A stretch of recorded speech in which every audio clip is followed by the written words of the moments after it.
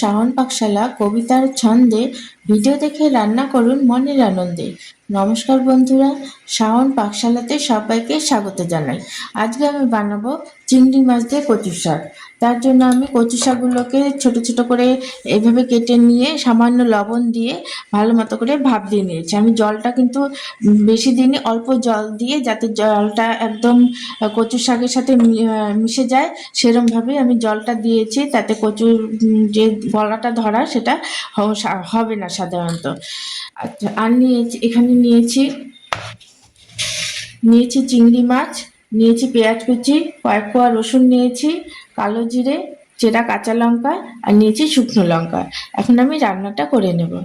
চিংড়ি মাছ দিয়ে কচু শাক করার জন্য কড়াইতে আমি সর্ষের তেল দিয়ে দিয়েছি। তেলটা গরম হয়ে গেছে। এখন আমি দিয়ে দিচ্ছি শুকনো লঙ্কা ফোড়ন, দিয়ে দিচ্ছি কালো জিরে, দিয়ে দিচ্ছি চেরা কাঁচা লঙ্কা,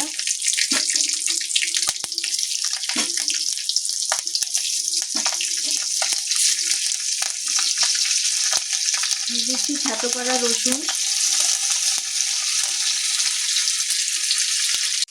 ফোড়না থেকে সুন্দর গন্ধ বেরোতে শুরু করেছে। এখন আমি দিয়ে দেব পেঁয়াজ কুচি। মিডিয়ামে দিয়ে এই রসুন, পেঁয়াজ, লঙ্কা একটু ভালো মতো করে একটু ভাজা ভাজা করে নেব। এর মধ্যে ভাজা ভাজা করে নিয়েছি। এখন এর মধ্যে দিয়ে দেবো এই চিংড়ি মাছগুলো যে ধুয়ে রেখেছিলাম, সেই চিংড়ি মাছগুলো দিয়ে দেবো।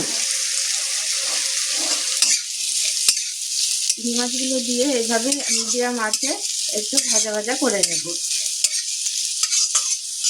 এখন এর মধ্যে দিয়ে দেবো পরিমাণ মতো লবণ। কচু শাকটা ভাপ দেওয়ার সময় তো লবণ দিয়েছিলাম, সেই জন্য এখানে অল্প পরিমাণে লবণ দেবো। দিয়ে দিচ্ছি হলুদ গুঁড়ো। এখানে আর কোনো মশলা আমি দেব না। এই লবণ হলুদ দিয়ে ভালো করে একটু ভাজা ভাজা করে নেব। আমরা তো সাধারণত ইলিশ মাছের মাথা দিয়ে কচু শাকটা রান্না করে খাই, বা এমনিও কচু শাক রসুন ফোড়ন দিয়ে আমরা খাই, কিন্তু একবার এইভাবে খেয়ে দেখবেন, অসাধারণ লাগে চিংড়ি মাছ দিয়ে কচু শাক। চিংড়ি মাছের সাথে পেঁয়াজ রসুনের সাথে ভালো মতো করে ভাজা ভাজা করে নিয়েছি। আঁচটাকে মিডিয়ামে দিয়ে এখন এর মধ্যে দিয়ে দেব ভাপ দিয়ে রাখা কচু শাকগুলো। সমস্ত কিছুর সাথে এখন আমি কচু শাকটাকে মিশিয়ে নেব। আঁচটাকে মিডিয়ামে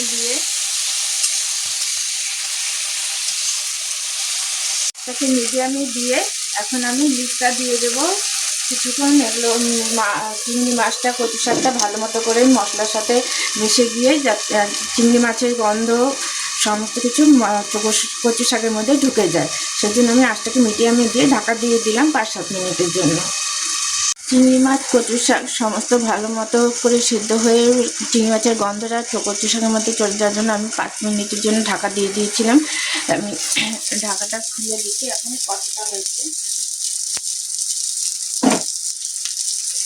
এটা গরম ভাতের সাথে খেতে অসাধারণ লাগে। এখন তো বাজারে অনেক কচু উঠে গেছে, কচু ভালো মতোই পাওয়া যাচ্ছে। একবার এইভাবে আপনারা খেয়ে দেখবেন, খেতে কত ভালো লাগে। যারা কচু শাক খায় না তারাও এভাবে করলে পরে কচু শাকটা খেয়ে খাবে। আমার কচু শাকটা সার্ভ করার জন্য একদম রেডি, রান্নাটা কমপ্লিট। এটা করে খাবেন, খেয়ে ভালো লাগলে আমার চ্যানেলটিকে সাবস্ক্রাইব করবেন, লাইক করবেন, শেয়ার করবেন এবং কমেন্ট করে আমার পাশে থাকবেন।